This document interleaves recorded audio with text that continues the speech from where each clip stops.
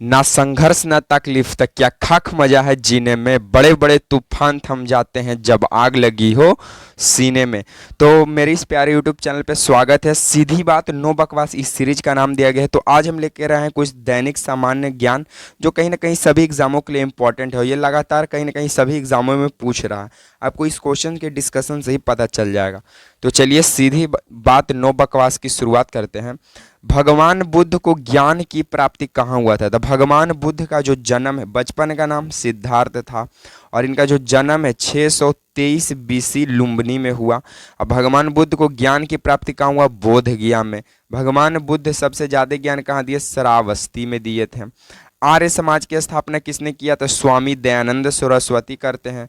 कहाँ करते हैं? तो मुंबई में करते हैं। कहाँ करते हैं? मुंबई में। कब करते हैं? 1875 में। इन्होंने एक नारा दिया, कोई क्या चीज, वेदों की ओर लौटो, वेदों की ओर लौटो का नारा दिया था। वेदों की ओर लौटो का नारा यही दिए थे। उसके बाद पंजाबी भाषा की लिपि कौन सा है? गुरुमुखी। पंजाबी भाषा का लिपि कौन सा है? गुरुमुखी। इसको देने का काम किया था गुरु अंगद। गुरु अंगद। भारत की मुख्य भूमिका दक्षिणतम किनारा कन्याकुमारी तमिलनाडु में स्थित है। भारत की मुख्य भूमिका दक्षिणतम किनारा कौन सा है? कन्याकुमारी। कहाँ है? तमिलनाडु। भारत में सबसे पहले सूर्य किस राज्य में निकलता है? तो भारत में सबसे पहले सूर्य अरुणाचल प्रदेश में निकलता है।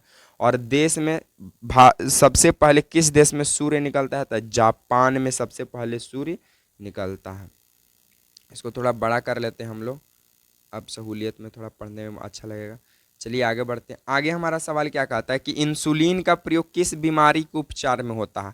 तो इंसुलिन का जो प्रयोग है ये मधुमेह, इसे को कहते हैं डायबिटीज, इसे को कहते हैं चिनिया रोग, इसे को कहते हैं चिनिया रोग, इसे को कहते हैं शुगर। तो इंसुलिन का प्रयोग किस बीमारी के उपचार में होता है? तो मधुमेह, डायबिटीज, चिनिया रोग, शुगर। कृत इसको मतलब है ना, इंसुलिन की कमी हो जाता है तो इंसुलिन का डोज लिया जाता है इसको कंट्रोल में रखने के लिए। और ये हमारा अग्नाशय ग्रंथि से ये इंसुलिन हार्मोन का सिरा होता है, बीटा कोशिका से। बिहू किस राज्य का प्रसिद्ध त्योहार है? तो बिहू है असम का। बिहू किस राज्य का प्रसिद्ध त्योहार है? असम का है। चलिए आगे बढ़ते हैं। आगे हमारा 8वां नंबर सवाल का आता है कि कौन सा विटामिन आंवले में प्रचुर मात्रा में पाया जाता है? तो विटामिन सी। विटामिन सी जो है जितने भी खट्टे पदार्थ हैं उसमें प्रचुर मात्रा में पाया जाता है। तो कौन सा विटामिन आंवले में प्रचुर मात्रा में मिलता है? Vitamin C. विटामिन सी को सौंदर्य विटामिन कहते हैं। विटामिन सी को सौंदर्य विटामिन कहते हैं। भारत का प्रथम गवर्नर जनरल कौन था? तो विलियम बेंटिक। भारत का प्रथम गवर्नर जनरल विलियम बेंटिक। और बंगाल का प्रथम गवर्नर कल्लाइव। कौन था? कल्लाइव। कागज का आविष्कार किसने कहाँ हुआ? चीन देश में। कागज का आविष्कार चीन में। अखबार, अखबार का आविष्कार कहाँ हुआ? चीन में। चलिए आगे। सिक्का का आविष्कार भी कहाँ हुआ? चीन में। आगे बोलता है कि गौतम बुद्ध का बचपन का नाम क्या था? तो गौतम बुद्ध का बचपन का नाम सिद्धार्थ था। बेटा का नाम इनका राहुल हुआ। भारत में सशस्त्र बलों का सर्वोच्च सेनापति कौन होता है? ये जो तीनों सेना है, आर्मी विंग, नेवल विंग और कौन, एयरफोर्स विंग, ये तीनों का कमांडर है स्किन कौन? भारत में सशस्त्र बलों का सर्वोच्च सेनापति कौन है? राष्ट्रपति। रतौंधी किस विटामिन की कमी से होता है? तो विटामिन ए। रतौंधी किस विटामिन की कमी से होता है? जिसको नाइट ब्लाइंडनेस कहते हैं, विटामिन ए की कमी से। चलिए आगे बढ़ते हैं। आगे बोलता है कि पोंगल किस राज्य का प्रसिद्ध त्योहार है? तो तमिलनाडु का। पोंगल किस राज्य का प्रसिद्ध त्योहार है? तमिलनाडु का। भारत का दक्षिणतम किनारा जो कन्याकुमारी है ये भी कहाँ है? तमिलनाडु में। उसके बाद विवेकानंद रॉक सॉल्ट जो मतलब हॉल है वो भी, मेमोरियल हॉल भी कहाँ है? तमिलनाडु में। गिद्ध और भांगड़ा किस राज्य का लोक नृत्य है? पंजाब। गिद्ध और भांगड़ा किस राज्य का प्रसिद्ध लोक नृत्य है? पंजाब। चलिए आगे बढ़ते हैं। आगे हमारा क्या कहता है कि टेलीविजन का आविष्कार किसने किया था? John Logie weird. टेलीविजन का आविष्कार किसने किया? John Logie weird. भारत की पहली महिला शासिका कौन थी? रजिया सुल्तान। भारत की पहली महिला शासिका कौन बनी? रजिया सुल्तान। और टेलीविजन का आविष्कार किसने किया? जॉन लेगी वेयर्ड।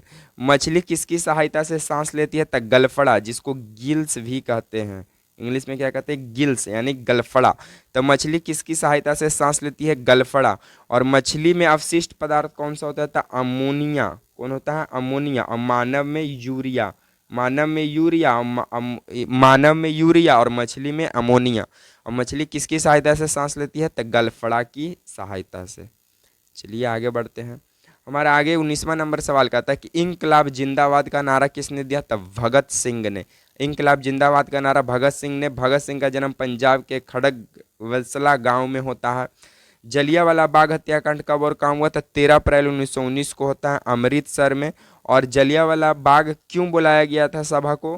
तो जो रॉलेक्ट एक्ट आया था, रॉलेक्ट एक्ट में सैफुद्दीन किचलू और डॉक्टर सत्यपाल को गिरफ्तार कर लिया जाता है। इन्हीं लोग को रिहाई के लिए जलियांवाला बाग में आयोजन होता है एक सभा, जिसमें जनरल ओ डायर जो है गोली चलाने का काम कर देता है।